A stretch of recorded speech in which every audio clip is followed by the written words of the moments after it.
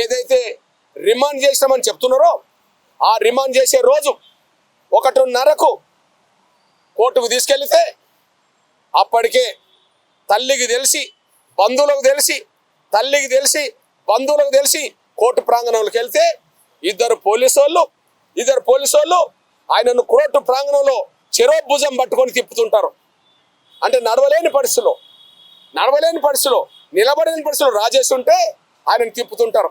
అది చూసిన తల్లి ఏడుస్తూ ఏం బిడ్డ అన్నప్పుడు నాకు లేవలేకపోతున్నా తిరగలేకపోతున్నా మా దెబ్బలు బాగా తగిలేని తల్లిదో చెప్తే అప్పుడు చొక్కా ఇప్పి ఆయనకు గాలి పట్టడం జరిగింది. ఆయన ఇంకొక 20 నిమిషాలకు కోర్టు ముందు హాజరుపరిచే ముందు జడ్జి ముందు హాజరుపరిచే ముందు ఈయన లేవలేని పరిస్థితిలో ఉంటే ఈయన రాజేష్ లేవలేని పరిస్థితిలో ఉంటే వెంటనే పోలీసు వాళ్ళు A2 ల్యాబ్ టెక్నీషియన్ అరే ఈయన లేవలేని పరిస్థితిలో ఉన్నాడు, నిలబడలేని పరిస్థితిలో ఉన్నాడు, మరి కోర్టు ముందు హాజరుపరిస్తే మనకి ఇబ్బంది అవుతుందని చెప్పి వెంటనే ఏదో ఇంజక్షన్ చెప్పి మనం చెప్తే వెంటనే A2తో మళ్ళా బంధువులను పంపి తమ్ముడు అనబడుతున్న రాజేష్ సొంత తమ్ముడు ప్రేమ్ కుమార్ అనేట ఆయన బంధువును పోలీసు వాళ్ళే కోర్టులో ఉన్నప్పుడు పోలీసు వాళ్ళే మెడికల్ షాప్కు పంపించి ఈ A2తో ఫోన్లో మాట్లాడించి హై కార్డ్ అనే ఇంజక్షన్ను తీసుకొచ్చి పోలీసుల సమక్షంలోనే సీసీ కెమెరాకి ఎదురుగానే అది చూసుకోలే వాళ్ళు. కోర్టు ప్రాంగణంలో సీసీ కెమెరా ఉంటే ఆ సీసీ కెమెరాకి ఎదురుగానే ఆయనకు కుడి చేయి నరానికి హై కార్డ్ అనే ఇంజక్షన్ ఇప్పించిన వెంటనే 20 నిమిషాలు రిలీఫ్ అయిన వెంటనే అది కండరాలో పట్టుతనో ఇంకోటి పడుతనో రిలీఫ్ అవుతుంది అంట. అది వెంటనే హై కార్డ్ ఇంజక్షన్ ఇచ్చిన తర్వాతనే కోర్టుకు హాజరుపరచడం జరిగింది. మీరు అక్రమ నిర్బంధం చేయకపోతే మీ సిసి ఫుటేజీలు ఉంటాయి కదా 4, 5, 6, 7, 8, 9 అరెస్ట్ కాక ముందు వరకు మీ సిసి ఫుటేజీలున్నాయి కదా మీ స్టేషన్లో బయట పెట్టండి. మీ ఫోన్ వాళ్ళు ఎక్కడున్నారో లొకేషన్ ఉంటుంది కదా, సిసి ఫుటేజీలు మిమ్మల్నే చూపెడుతున్నాయి. వాళ్ళు ముగ్గురున్న లొకేషన్ స్టేషనే చూపెడుతుంది. వాళ్ళు ఫోన్ మాట్లాడిన సందేశం కూడా పోలీసు వాళ్ళు చూపెడుతుంది. మరి 8వ తారీఖు నాడు మేము కేసు నమోదు చేశాం, 9కి అరెస్ట్ చేశాం, 10కి జైల్లో పంపినామని చెప్పి చెప్పడానికి మీకు ఆధారం ఏమున్నది? మీ కాకమ్మ కథలు చెల్లవు. ఇగో మీకు చెప్తున్నా, ఇంజక్షన్ వేయించింది వాళ్ళే. ఒక కోర్టు ప్రాంగణంలో ఆయన అనారోగ్యానికి గురవుతే జడ్జి ఎటు పంపేది? హాస్పిటల్కి పంపేది. కోర్టు ప్రాంగణంలో జడ్జి ఎటు పంపేది? హాస్పిటల్కే పంపేది. కానీ కోర్టు ప్రాంగణంలో జడ్జి నిర్ణయానికి సంబంధం లేకుండా కోర్టు ప్రాంగణంలో రిమాండ్ చేయడానికంటే ముందు ఇంజక్షన్ తెప్పియడం, ఇంజక్షన్ డాక్టర్ సంబంధం లేకుండా నరానికి ఇప్పియడం అనేది కోర్టు ప్రాంగణంలో ఎక్కడ జరిగిందా? నేను ముందే చెప్పాను, ఇది దేశంలోనే అరుదైన లాకప్ డెత్ అని నేను ముందే చెప్పాను. ఇంతకుముందు లాకప్ డెత్లు కేసు నమోదైనాక అరెస్ట్ అయినాక అంత జరిగేది, అది వేరు విషయం. ఇది కేసు లేదు, ఎఫ్ఐఆర్ లేదు, ఆ సమయంలో జరిగిన ఘటన. ఇది ఇంజక్షన్ ఎక్కడ పడేయించారో ఇంజక్షన్ చూడండి.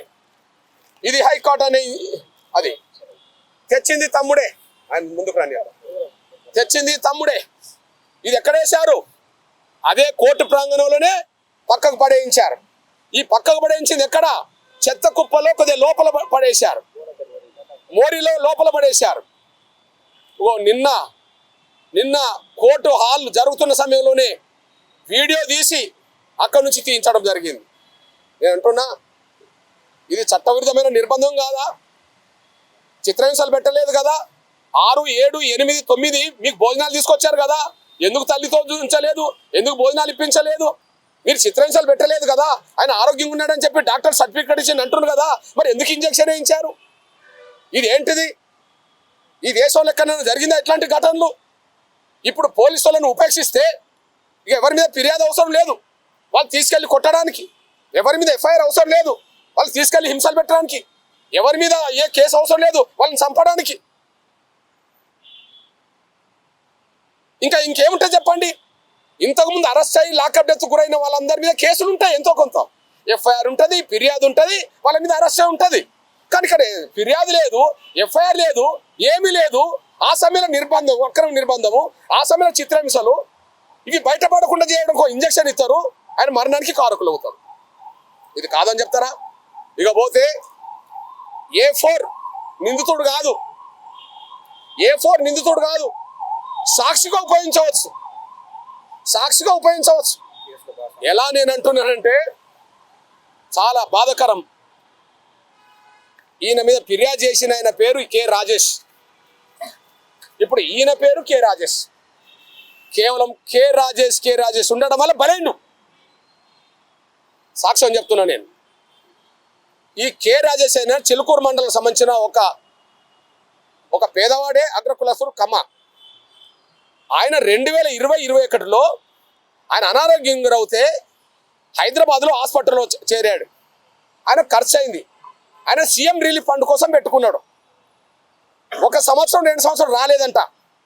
ఆయన మర్చిపోయిండు. తర్వాత తెలిసింది నీ పేరుతో డబ్బు వచ్చింది, నీవు జమ నీ పేరుతో బ్యాంక్ అకౌంట్లో పడ్డది కదా అని చెప్పి. అప్పుడు ఆయనకు అర్థమైపోయింది, అరే నా పేరుతో డబ్బు ఎక్కడొచ్చింది, రాలేదు కదా అని చెప్పి లోతుకి వెళ్ళి పరిశీలిస్తే ఈ కె రాజేష్ అనే పేరు మీద బ్యాంక్ అకౌంట్లో జమ అయినాయి. 48 గంటల్లోనే బ్యాంక్ అకౌంట్ నుంచి తీసేసేయడం జరిగింది. ఇది ఆయన పేరు. అయితే జరిగింది ఏంటంటే ఇక్కడ A2 ఎవరైతే శేఖర్ ఉన్నాడో ఈయన స్నేహితుడు, ఇంటర్మీడియట్ స్నేహితుడు, రాజేష్కు స్నేహితుడు. A2కు A1 అంటే అయిన నరేష్ వాళ్ళ స్నేహితులు. నరేష్కు రాజేష్కు సంబంధం లేదు. ఈ నరేష్ అనేటైనా A1 అనే నరేష్ అనేటైనా బొల్లం మల్లయ్య మాజీ ఎమ్మెల్యే, అప్పుడు ఎమ్మెల్యే, ఈ హాస్పిటల్ జరిగినప్పుడు ఎమ్మెల్యే. ఆయన ఉన్నప్పుడు ఆయన సోషల్ మీడియా చూసేవాడు. ఈ A1 ఇతనికి సీఎం రిలీఫ్ ఫండ్లో ఇంతకు ముందు 1-2 కేసుల్లో ఇట్లాంటి తప్పులు చేస్తే ఆయన అరెస్ట్ అయి వచ్చేసాడు. కానీ A1కు A2 పరిచయం, A2కు రాజేష్ పరిచయం.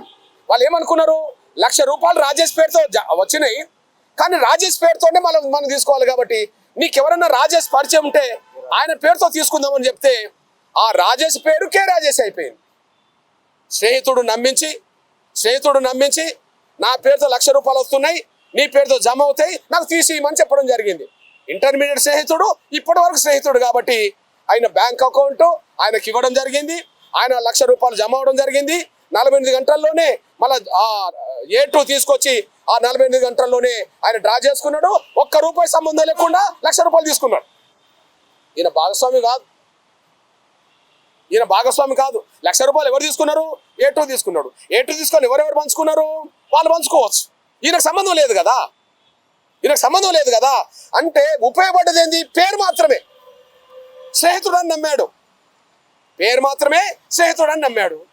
ఇవాళ ఆ రాజేష్ నీళ్ళు బలి తీసుకున్నారు. కె రాజేష్ లేకపోతే ఈయనకు సంబంధం ఏంది? కె రాజేష్ అని పేరుతో సంబంధం ఏంటిది? లేదు. అంటే నేరానికి సంబంధం లేని నిందితుడు కానీ ఒక అమాయకుడు స్నేహితుడిని నమ్మి ఆయన బ్యాంక్ ఒకటి అప్పచెప్తే ఆ డబ్బులు బట్టే వాళ్ళు డబ్బులు తీసుకున్నారు. ఈయనకు ₹1 సంబంధం లేదు. ఈయన పెట్రోల్ బంకులో సూపర్వైజర్. తండ్రి లేడు, ఈమె ఇళ్ళలో పని చేస్తుంది. తండ్రి లేడు, ఇళ్ళలో పని చేసుకుంటుంది. అతను తమ్ముడు. ఇవాళ వాళ్ళ ఆగమైపోయింది. ఆయన వచ్చిన జీతం మీదనే ఈ కుటుంబం ఆధారపడి బతికేది. ఇప్పుడు ఆయన బలి తీసుకున్నారు. నేను మళ్ళీ చెప్తున్నా, ఇంతకు ముందు లాకప్ డెత్లు ఏవైనా కానీ ఒక ఫోటో చూపెడతా. 5వ తారీఖు నాడు అరవింద్,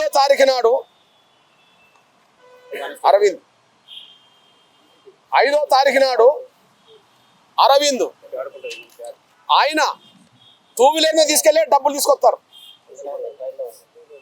ఓకే, 2 వీలర్ని తీసుకెళ్ళి డబ్బులు తీసుకొస్తారు. అంటే మీ అదుపులో ఉండడానికి సాక్ష్యం కదా, మీ స్టేషన్లో ఉండడానికి సాక్ష్యం, భోజనాలు తీసుకెళ్ళడానికి సాక్ష్యం కదా, మీరు చిత్రాంశాలు పెట్టడానికి సాక్ష్యం, మీరు ఇంజక్షన్ వేయించడం కదా. బహుశా ఇంతవరకు జరిగిన లాకప్ డెత్తులో ఇవన్నీ దొరికేదా? FIR నమోదయ్యేది, అరెస్ట్ చేసేవాళ్ళు, ఏదో చిత్రాంశాలు జరిగేది, వాళ్ళు చనిపోయేవాళ్ళు. కానీ ఫిర్యాదు లేదు, FIR లేదు. ఆ కాలంలో నిర్బంధం, ఆ కాలంలో హింసలు, ఆ కాలంలో మరణాలు. దీని మీదనే జరిగింది. ఇక చూడండి, చిలుకూరు కానిస్టేబుల్ అరవింద్. ఇది 5వ తారీఖు నాడు 6 గంటల సుమారు. అరే మీద ఫిర్యాదే వచ్చింది 8వ తారీఖు అంటారు కదా, FIR నమోదైంది 8 అంటారు కదా. ఓకే, అరెస్ట్ 1 గంటకు అంటుండ్రు కదా, మరి 5వ తారీఖు మీ మీ అదుపులో ఉన్నారు కదా. మీరు చిత్రహింసలు లేవంటుండ్రు కదా, చిత్రహింసలు పెట్టినప్పుడు తల్లిదండ్రులకు బంధువులకు ఎందుకు ఉంచలేదు? అసలు అనారోగ్యం గురి కాలేదు కదా, మీరు ఎందుకు ఇంజక్షన్ తీసుకొచ్చి ఇచ్చేశారు? ఇదంతా చట్టవిరుద్ధం కదా. బహుశా భారతదేశంలో ఎలాంటి ఫిర్యాదు లేకుండా, ఎలాంటి కేసు లేకుండా ఒక అమాయకుని తీసుకొచ్చి చిత్రహింసలు పెట్టి ఆయన మరణానికి కారణం ఏదైనా ఉంటే రాజేష్ విషయంలోనే పోలీసు వాళ్ళు ఇక్కడ చేశారు. ఇట్లాంటి పోలీసుల మీద ఫిర్యాదు చేస్తే నమోదు కాదా? ఒక ఎస్సీఎస్లే కాదు, ఎవరన్నా ఒక వ్యక్తిపై పోలీస్ స్టేషన్లో మాకు ఈ అన్యాయం జరిగిందని ఫిర్యాదు చేస్తే వెంటనే ఫిర్యాదును ఎఫ్ఐఆర్ చేయాలి. సాక్ష్యం ఏంటిది? రాజేష్ ఫిర్యాదు చేశాడు 10 గంటలకు, 10 గంటలకి ఎఫ్ఐఆర్ అయిపోయింది కదా, ఒక నిమిషం తేడా లేకుండా. రాజేష్ ఫిర్యాదు చేశాడు 10 గంటలకు, ఒక నిమిషం తేడా లేకుండా ఫిర్యాదు ఎఫ్ఐఆర్ అయిపోయింది కదా. మరి తల్లి 17వ తారీఖున డెడ్ బాడీ వస్తే, 16 చనిపోతే, 17 డెడ్ బాడీ ఇంటికి వస్తే 18వ తారీఖున పోయి డిఎస్పీకి ఫిర్యాదు చేసింది కదా. నా కొడుకు సాగుకు చిలుకూరు ఎస్ఐ రూరల్ సిఐ కారణం అని చెప్పి డిఎస్పీకి ఫిర్యాదు చేసింది కదా. ఫిర్యాదు మీద కేసు కట్టాలి కదా, ఫిర్యాదు తీసుకోవాలి కదా, కేసు కట్టాలి కదా. కేసు ఎందుకు కట్టాలి? రాజేష్ విషయంలో నిమిషం కాకముందే కేసు కట్టారు కదా, ఇక్కడ కేసు ఎందుకు కట్టాలి? 30వ తారీఖు నాడు మళ్ళీ డిఎస్పీ దగ్గరికి వెళ్ళి మళ్ళీ కేసు కట్టేయడం జరిగింది. 30వ తారీఖు నాడు 18వ తారీఖు 30వ తారీఖు నాడు 18వ తారీఖు ఇవ్వడం జరిగింది. 30వ తారీఖు నాడు మళ్ళీ ఇవ్వడం జరిగింది. 30వ తారీఖు మళ్ళీ ఇవ్వడం జరిగింది. కేసు కట్టలే.